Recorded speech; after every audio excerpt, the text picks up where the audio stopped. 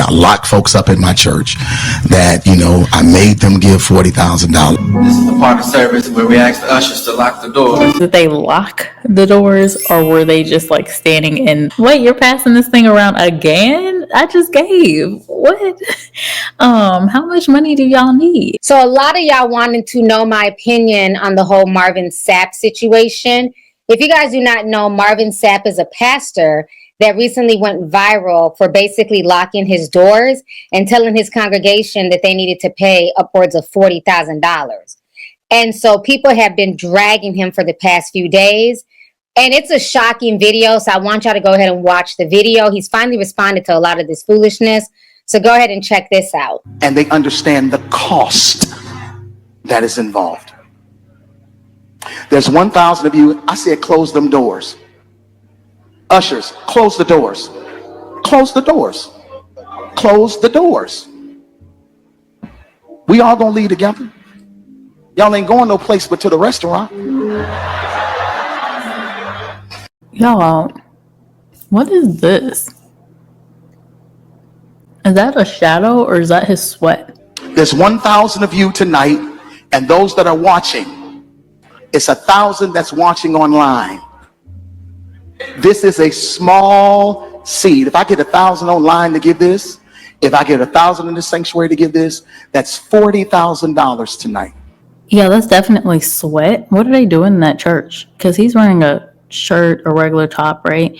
And then the deacons and bishops, I guess, in the back, they're in full-on suits. I know they must be about to pass out in that church. What's going on? Is the AC on? That's so distracting to me. I don't know why I'm focusing in on that, but I'm just curious what's going on in that church because he's also locking down the doors. I'm challenging each of you all down here to give a $20 seed. I just think $20 is a lot of money. $20, believe it or not, when my late wife, Melinda P. Sapp, was alive, was a good date. I could take her to the movies, buy a box of popcorn, get 1 soda, 2 straws. I wasn't cheap. That's swag. I was looking in her eyes. She's looking in mine. No, yeah, that's definitely cheap. But he's really going to do this Dr. Umar thing and say, run me them donations, or you not able to leave? Shut the doors, run me my money, or you can't leave is what it's giving. Am I missing something here? Can't do that no more. Now, everyone up here, we've all sold and seeded, but I need everyone standing up here with us, with me, to plant a seed of $100. Because again, it costs to sit up here. I got you. It costs to sit up here in the church. So put your 20 away, preachers. That 20 wasn't for you. And this is what I need you to do. If you're giving electronically, or even if you're giving tangibly, I'm going to have y'all come to the altar and give it, because I need to see 1,000 people moving. He really said, y'all got options. Y'all can give online. I'm going to need y'all here to run up and give me this money. I need to see it in person. He doesn't care about these people. He wants to see the cash money. It's giving Pimp or Dr. Umar. That's all I see right now. I don't see a pastor. Yeah, I'm freshly watching this. I do have my own reservations about a lot of our churches, especially in our Black communities. I don't think they give as much as they get. I understand the importance of our Black churches in the United States for a number of reasons. However, today, or for the past 28, 30 years, I really just don't see it. I see people staying in poverty. I see neighborhoods with a bunch of churches, a bunch of liquor stores that are not owned by Black people, and a bunch of everything else that's not very beneficial to the communities. And I don't see the people changing. I don't see Christian values being demonstrated by people. I don't see churches helping people to build up their own communities. I just don't see it over the past 20 or 30 years. Just like with Dr. Umar, I've yet to have seen a physical school or proof of it while he's been asking for donations. Where is the school? Where is this abundance that these pastors tell their people that are living in these neighborhoods that are impoverished to run them their money? Donations, donations, donations. Pass the bucket. So many ways to say it, right? Meanwhile, Are these pastors living in these same neighborhoods? Every church I've ever attended, the pastor lived like 30 minutes away from the church in the suburbs, driving in a Cadillac or some type of really nice luxury vehicle. What's going back to the people that are giving this money to him? Why does he even need this money? I just have questions, I have questions. I'm in a little mood because I'm in the middle of doing my taxes. I already have a side eye when it comes to the Black churches and how they seem to prey on, I would say, primarily the women, Black women that go into these churches. They're the ones working. Oftentimes, the Black men are quote unquote leading, but I don't see anything changing with the women that are attending or the men that are attending. There are men, young, older, going to these churches and thinking that they're going to be changed or saved or their life is going to, grow for the better. And I've experienced it. I've been a teenager and a child going to the same church, right? And going back to that same church and talking with someone and they can't pay their bills, their home electric bills. And yet these pastors are asking folks to give money. Now, I do get some of the metaphysical thinking of that, right? But you have to have something for it to grow. If you're impoverished, well, that's another issue. Folks need help, and then you're going to lock the doors or close the doors, shut the doors on your congregation until they run you that money. It's giving Rihanna. Better have my money. Okay, let's get back to the video. I'm so sorry, y'all. I know y'all want to watch this video. And shout out to LovelyTi. I've been watching LovelyTi for a long time. I really enjoy listening to the topics that she brings up and her perspective. Bring them baskets. I want the baskets up here. I want to see the folk. Y'all start moving. Y'all can bring it right now. Come. Even if you're giving tangibly, just put your hand take your phone and stick it on the... Yo, is this not giving Pimp? Am I the one wrong? Y'all can tell me. I might just be wrong with how I'm thinking about this. This just doesn't feel right. Shh. Giving is worship. Giving is worship. Giving is worship. Giving is worship. This ain't the time to talk. 1,000 people need to give $20. 1,000 people need to give $20. 1,000 people online need to give $20. This is easy, saints. This is an easy miracle. We should be able to raise $40,000 tonight just from y'all. Y'all know this does not make me happy. I care about people, and I know so many people that have poured into a church only for times when they're in need. That church itself to not give back. It hurts me to see these type of videos because it's the story of a ton of these churches. Now, are there some that are good? Yes, I think there are always some good leaders, right? But even in the church, that power, it corrupts. It definitely corrupts. And the leaders get money hungry, it seems like. And do they care that a majority of their congregations are not able to pay their own bills at home and things? The leader, I'm just going to say, the leader is not going to care if you feed yourself, if you feed your children. They want that money. That's what he's giving. And Marvin Sapp was also a preacher and a gospel singer who once performed at a Diddy birthday bash. The Diddy birthday party? Oh my gosh. We need more details. We need details. I really want Diddy to open up and tell it all. Like, save your life, sir. Tell it all. Run the names. We need to know. We need to know all of the people, all of the pastors, all of the presidents, former presidents, right? Everybody. I really want to know. It's not going to get out, likely. I doubt it, because, people will protect themselves by any means necessary. He really held his congregation hostage until they ran him that money. But they're saying it right here. I can't tell what the publication is right now, but maybe she'll say it in this video. Dragging him.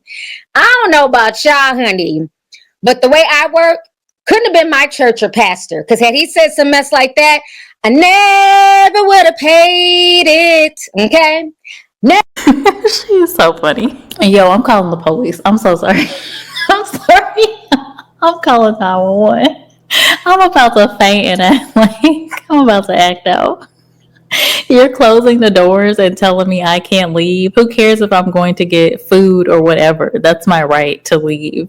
You can't hold me hostage. Never, never, never, never would have paid it. I'm just saying I wouldn't have paid a damn thing, okay? Unlock these doors because right now you're kidnapping me and that's against the law and I'm chucking the deuces, okay? So the whole situation was a mess. People have been roasting him. Even other pastors got in on the jokes. I want y'all to watch these clips right here. It's 1,000 people in this audience.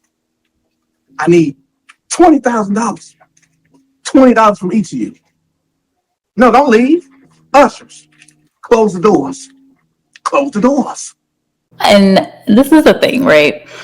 There are times when the ushers of the church, if you haven't been to a quote unquote black church, right? Maybe like a Baptist church, for example, that is in the black community. There are times where the ushers will close the doors. It's during those moments when the pastor is speaking or when they are taking those donations.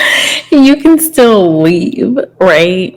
No, even if the doors are closed, I imagine these people in the congregation, the people of the church, would have been able to leave. My question is, did they lock the doors or were they just like standing in front of the doors and had them closed? Like it just doesn't sound right. It's not like pastors don't say close the church doors, and the thinking is so there's not distraction of people walking in during these key moments, right? So I did want to mention that it's not that this doesn't happen in a church, but it's how this all went down. Him being like, I think this is how most people visualized how they were holding those doors. All I need is $20. Because at the end of the day, never would have made it without me. This is my church. So that's my $20. And from y'all, it's my $100.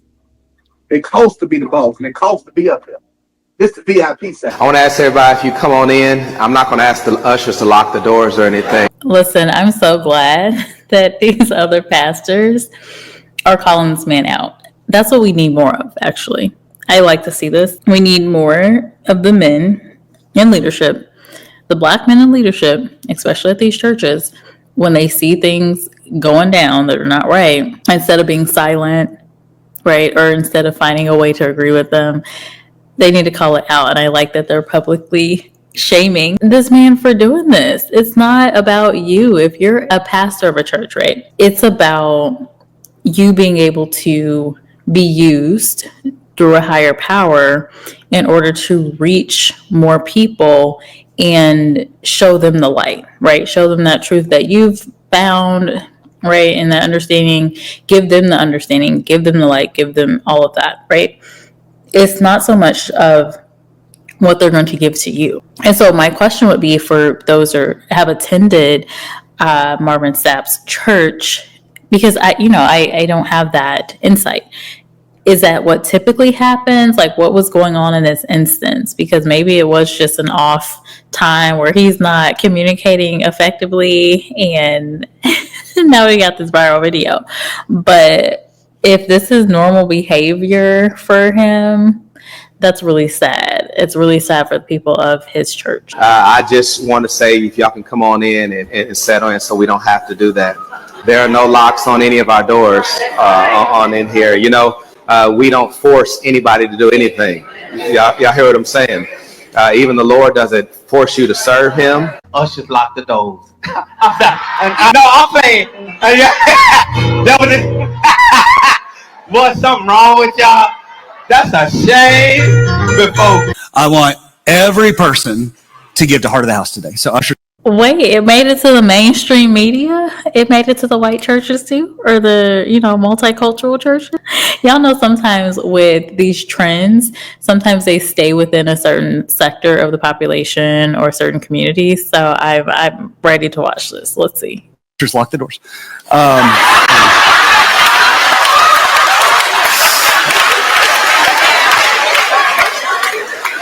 It's too soon. Is it too soon? Too soon. It's too soon. Okay, it's too soon. I couldn't resist. They were like, "Don't do it." I was like, "I'm going to do it." All right. As we get ready to receive our morning time and offering. Amen, amen. This is the part of service where we ask the ushers to lock the doors.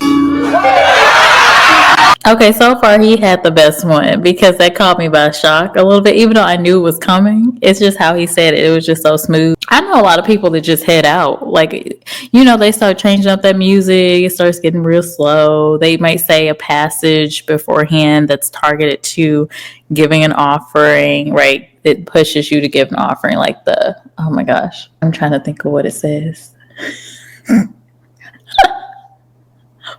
I'm sorry, y'all, but y'all know, if you know the pastor, or if you know the passage, put it into the comments. But there's one that inspires you to give, right?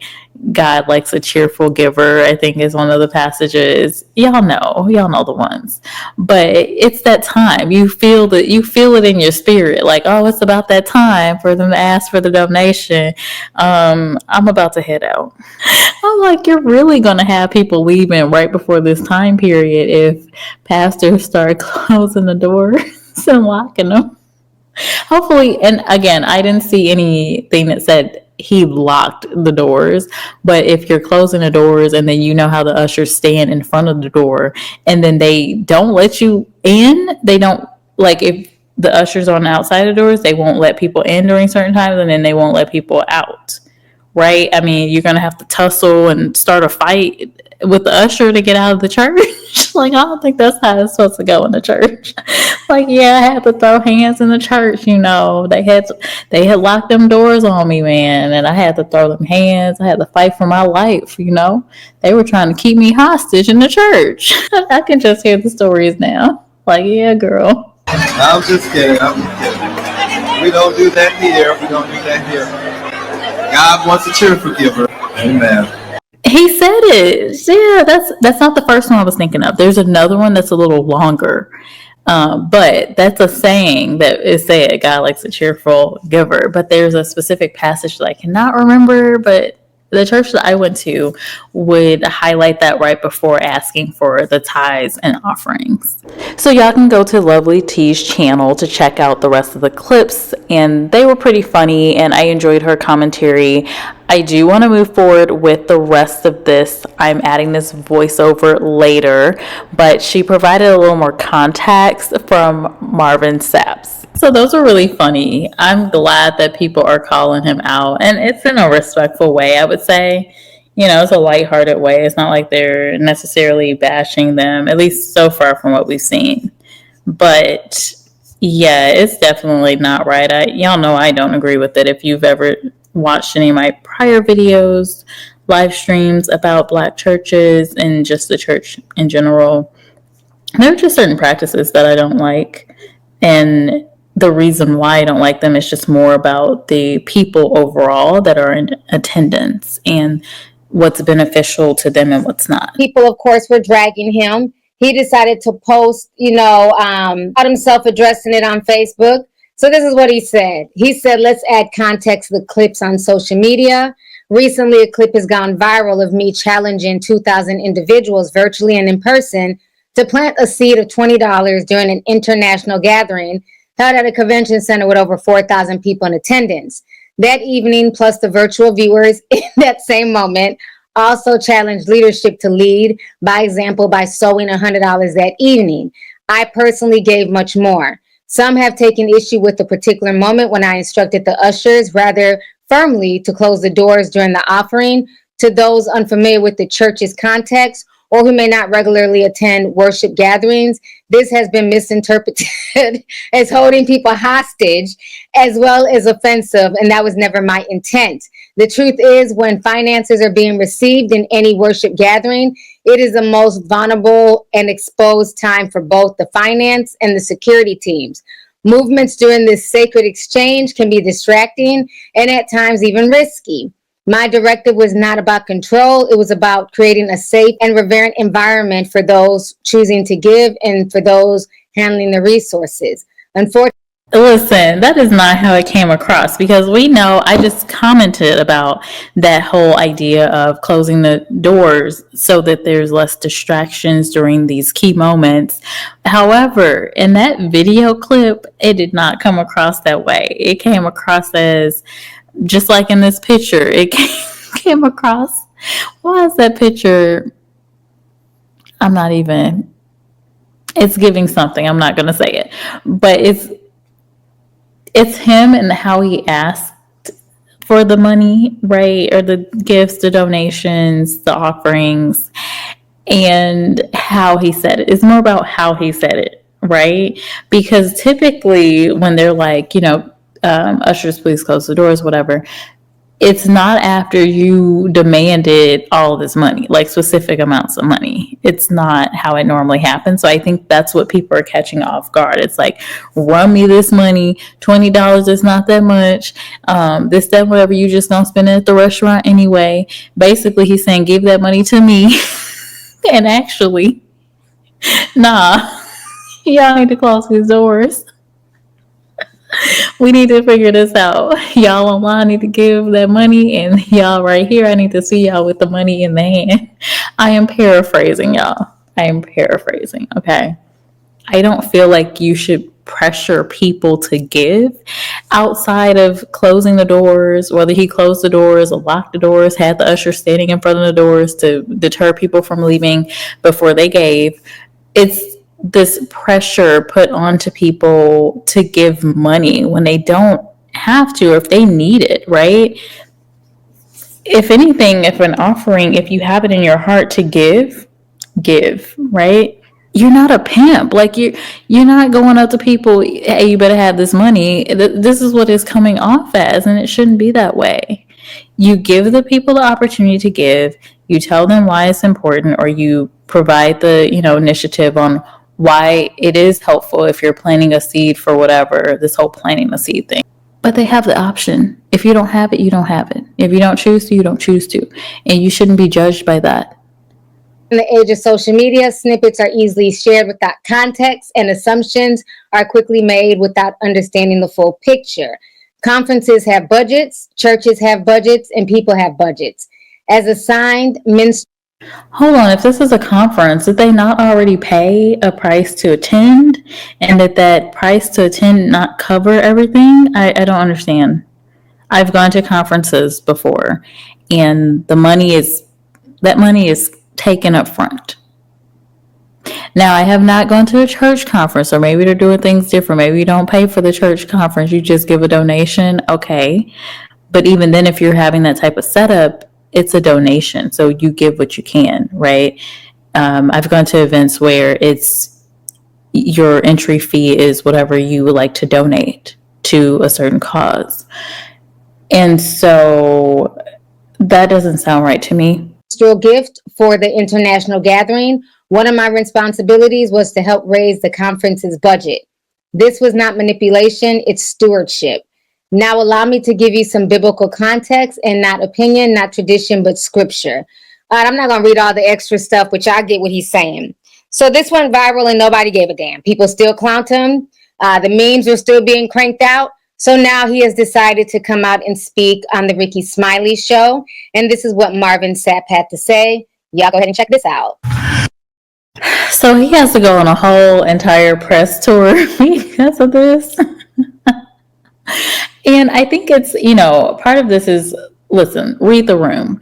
People don't have it. And if anywhere people were meant to feel, safe and not judged by what they have and what they can give to others and what they can donate, it should be places, where they are worshiping their God, right? Or whatever religious beliefs they have, places where they're worshiping or congregating for something of that sort. He just said, donating is worship or something of that nature, right? And it definitely felt like a church congregation that he was speaking to. But either way, whether it was a congregation, whether it was a conference, that wouldn't go down. Like, you can't pressure people and then say close the doors. And if it was a conference, that's not normal behavior. Then that wouldn't be normal behavior to close the doors and have the ushers close the doors until people are giving you money when they should have already paid for their conference ticket.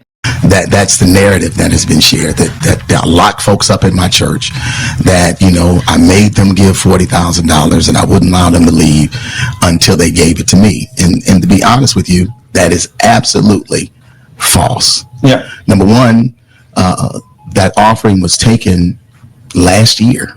This was a service that happened last August. Number two, it didn't happen at my local church. It actually happened at a national organization's international meeting where churches from all over the country, all over the world came together for the purpose of celebrating the Lord and Savior Jesus Christ. People took issue with me saying, shut the doors. Understand, I never said lock the doors. Yeah. I said shut the doors. Shutting doors mean that people still have the ability to go in and out. They've taken issue with my tone, and I can honestly. So my question with that is, you know, whether the doors were locked or not, you're saying close the doors to deter people from leaving before they've made this donation or gift. And I think that's the issue that people are having. I don't think they care where it was. I don't think they cared if it was a conference or if it was your church or if it was another church. What people are upset by is you as a pastor, a seemingly well-off pastor, is caught on video telling a group of people in attendance to whatever event that you're at or in your church, whatever it is, right? You're speaking to people and you're telling them in different ways, you need to give this money, and you're pressuring them to give this money. And this is during a time where we're in an economic recession. Plenty of people are losing their jobs. The one place you would think that you're not going to be pressured to cough up some coin, some additional coin, maybe these folks even already gave. We don't even know about that. Sometimes these churches are asking for like 5 different donations in the same church service. It's like, didn't I just give? Like, what is going on? Wait, you're passing this thing around again? I just gave. What? How much money do y'all need? So it's just the time, how people are feeling right now. And also there is this history of church pastors taking money from the people and using it for their own gain. Let's not act like that hasn't happened in the past. Not all pastors, of course, we have to say that. But it's, you know, we have that history where people of power do things for their own gain. This is not even just for Black churches. This is, you know, again, I keep giving the example of the Catholic Church. I'm going to get you into heaven if you run this coin. I'm paraphrasing. I got the hookup. I will get you into heaven. Just run me that money. Okay, let's continue. Honestly say, you know, looking at the video, maybe I was a little more assertive than I should have been. And I can apologize for that. You know, I could apologize for that. But 3 things I need to make sure that people understood. Number one, the $40,000, if it was $40,000 that was raised, was never given to me. That money was raised for the purpose of taking care of the budget for their conference, not Marvin Sapp. Number 2, it didn't happen at my church. I think it's really good that he clarified that, because in seeing that video, we're naturally assuming it's his church. He was definitely asking for that money like it was going to him. And maybe that's just how passionate he is normally. Who knows? Only the people in his congregation that regularly attend would know that. But I am glad that he clarified, because I think that is a key point that people are not happy with. Because there's this idea that pastors will take that money and drive off in their Mercedes and adios. Good luck to you in the hood. But I'm glad he said that. It happened in Baltimore. Number 3, you know, people take issue with me being firm with the ushers. Anybody that goes to church, ushers one-on-one, that's the first thing they teach you as being an usher, is that there are 3 times you don't walk. You don't walk during the altar call. You don't walk during prayer. You don't walk during the offering. One of the reasons being is because of the sacredness of the moment. But it's also about security. As a pastor, we understand and we know that churches are being robbed at gunpoint. It's happening all over the country. This is not something I'm making up. This is factual.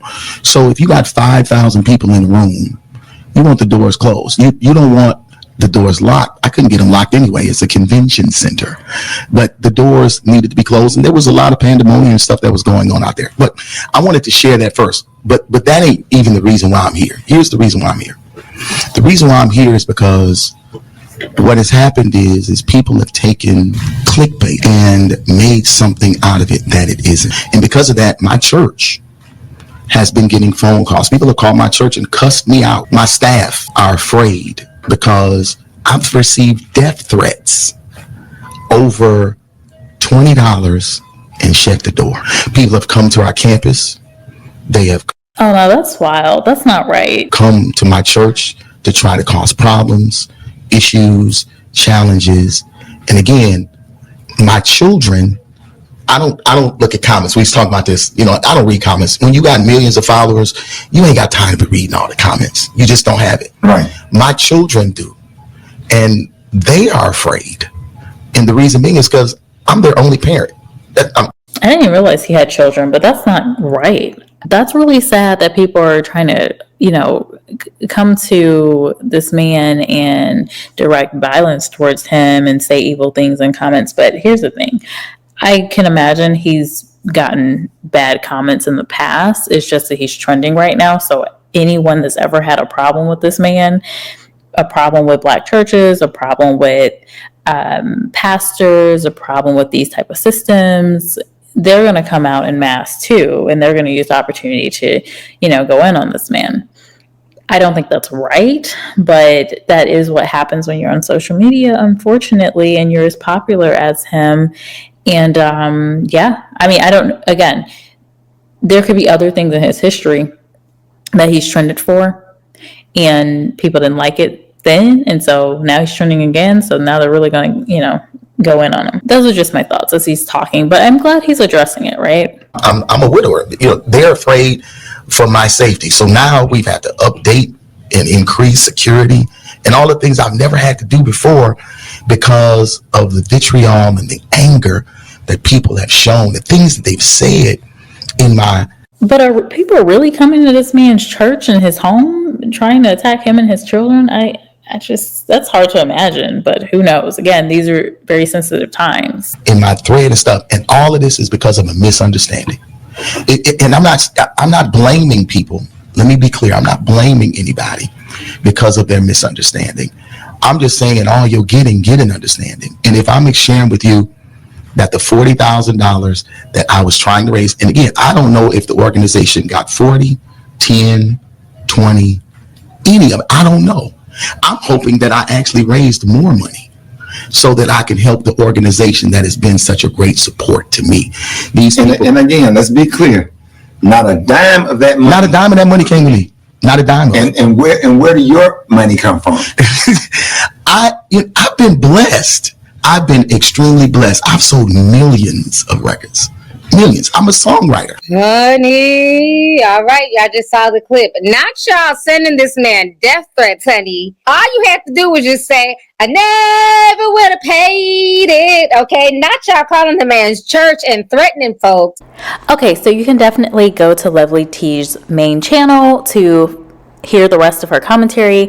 I do want to mention that in that clip where this man, Marvin Sapp, was asked about the money, right? And basically the question was alluding to how he benefited from these donations. Like, is the organization paying you? What's going on? He said he's been blessed. He did not directly answer that question. And my suspicion is that he was really pushing for those offerings and donations because he was going to have a portion of those dollars. That's just my thinking. Allegedly, in my head, I'm thinking you were pushing for that money pretty hard, pretty tough. How were you getting paid from this organization? And he did say that that organization helped him. Well, how did that organization that you were there for, how did they help you? Did they give you an advance on the money that they would actually gain from this conference? I just have questions. Y'all let me know what y'all think. No, I agree. Again, I like that he came out to address what happened and give more detail, because I think it's not really just him. I think the issue is that people are upset about some things that go on in churches in general. And it's just a tough time right now for many people. And on top of that, you have people that hate men that are representing, Christianity in general. So you could have a mix of people that aren't even Christian, have direct issues with certain churches, have direct issues with him as a person, maybe has gone to the church before and had issues. You just never know. But I don't think that's right. He said some things, he came out and made a statement about it and clarified some things, but overall I just don't think he should have said that how he said it because it just came off as, run me this money, I'm gonna close these doors until you give it to me. And I don't think that's ever the right intention. However, people have gone to churches that do kind of bully, and they're really pressuring you to give when you may not even have it to give. And in the Bible it says, give tithe and offering, but it doesn't say you have to give all your money to the church, or it doesn't say you have to give multiple offerings, right? I think that's the issue that many people have. Let me know what your thoughts are about this. And also let me know what you think about LovelyTi. I've been enjoying some of her content lately because YouTube has been showing me her content again. I've been subscribed to her for a really long time, but for some reason, for a long time, I just never saw her videos in my algorithm. I don't know if it was because I was listening more to content about finance and crypto and it messed up my algorithm or what, but she's showing up again in my algorithm, which is nice because I think she gives some really interesting responses to things out there. I feel like she's very real and open and will honestly give her reaction to a lot of topics. So anyway, I'm going to close out here. I'll talk to y'all later.